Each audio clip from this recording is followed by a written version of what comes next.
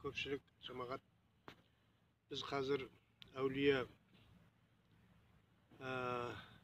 абыз, үлкен қоғам қайраткері, батыр, қолбасшы болған осындай бір қазақ халқының үлкен тұлғасы Жаншығұлы Әлмерек бабамыздың басында отырмыз. Мен осы Әлмерек бабамыздың атындағы мәдени тарихи қордың атқарушы директорымын. Бүгін міне осы бабамыздың басында отырып, бір-екі ауыз Әлмерек бабамыз туралы сұхбат айтайын. Біріншіден, Әлмерек әулие кім болған, жаңа басында айттым, бұл үлкен тарихи қоғамдық тұлға. Осы Жетісу өңірінің халқының қалыптасуына қиын қыстау заманда, баяғы Тәуке ханның кезінде, Алқа Көлсламаның кезінде осы төңіректегі қазақ руларының басын қосып,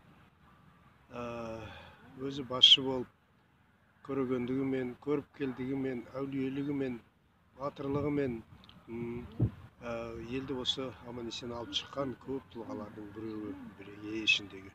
Басқы осы бүткіл Албан руының бас биі болған, бас қолбасшысы болған адам.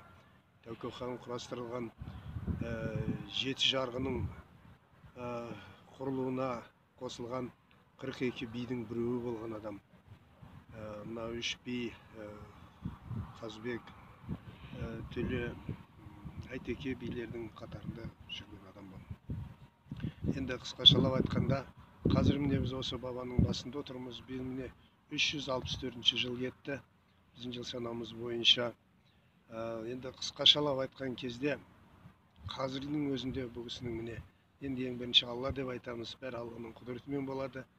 Ал енді осы қасиетті кесененің төңірегінде үлкен кереметтер болып жатады. Енді